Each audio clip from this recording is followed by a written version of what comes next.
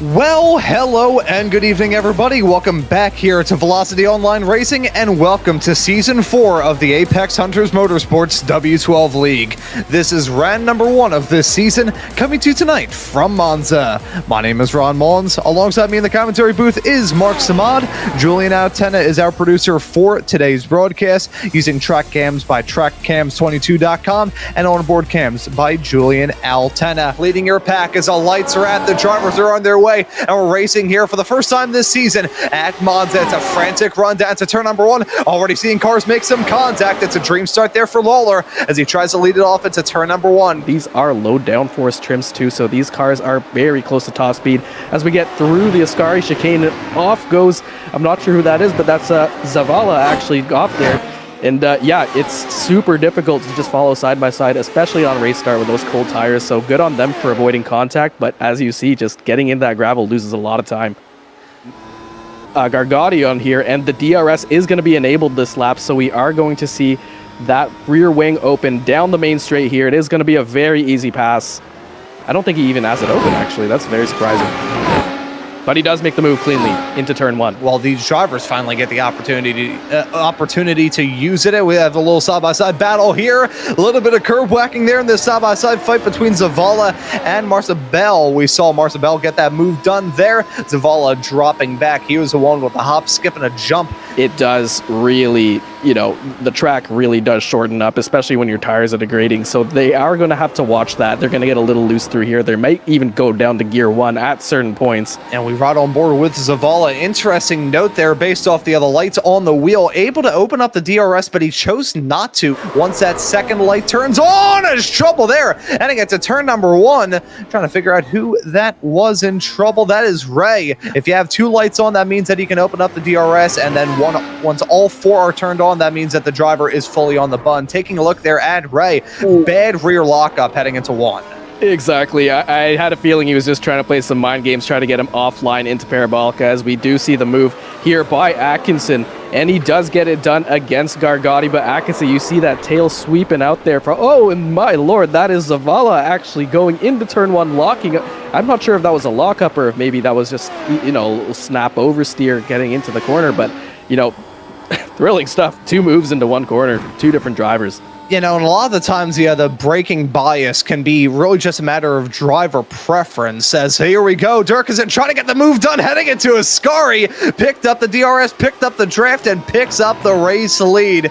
There you go, swap of spots. Jeffrey Lawler now into P2, and your race leader now is Lucas Dirksen.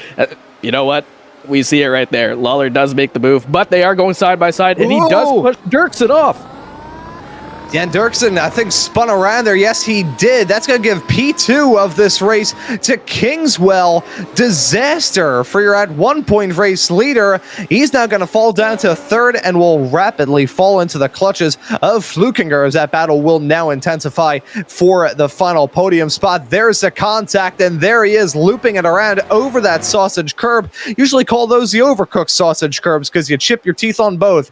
Keep an eye on that contact there and just looping it around just like that. It was a pretty hard defending maneuvers. We're on board with Dirksen again, and he's right behind Flukiger now.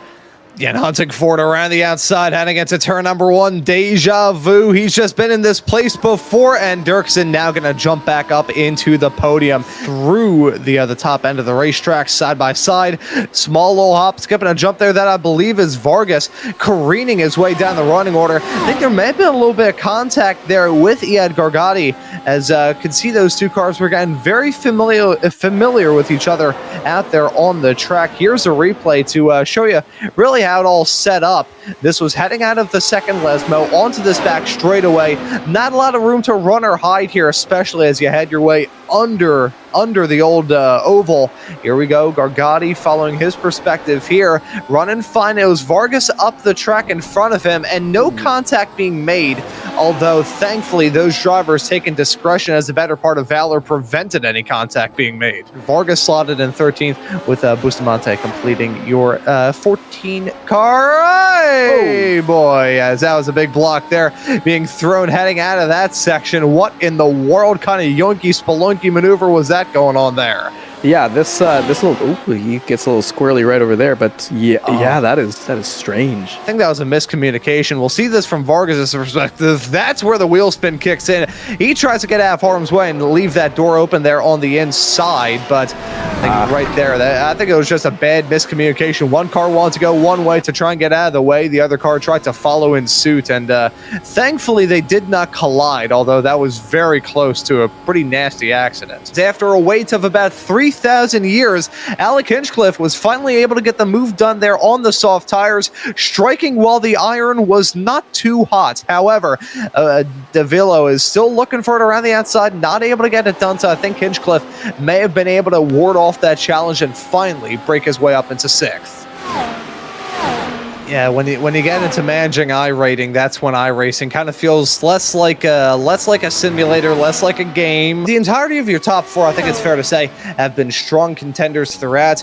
Really could have had a shot at a podium. Certainly in the case of Dirksen, may have had a shot to win, but sadly things just did not go his way. And so, for round number 1 of this season, after leading close to lights to flag, Jeffrey Lawler gonna head his way onto the start-finish straightaway to win here at Monza. And so we shall take a look at your race results here. For round number 1, Jeffrey Lawler starts this season off the same way he ended last. He gets a victory over Nicholas Kingswell in P2. Leon Flukinger will round at your podium in 3rd.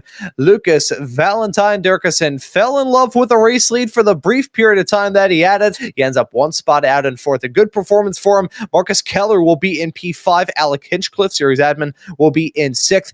Frank Chicha will finish this race in P7, pardon me, with Maurizio Zavala in P8. Willie Atkinson will finish this race in 9th. Cesar Bustamante will complete your top 10. And then looking from there, Mario Diavallo will finish this race in 11th. Manuel Vargas will be in 12th. Iad Gargado will finish this race in lucky spot P13 in front of Raheem Lewis in 14th.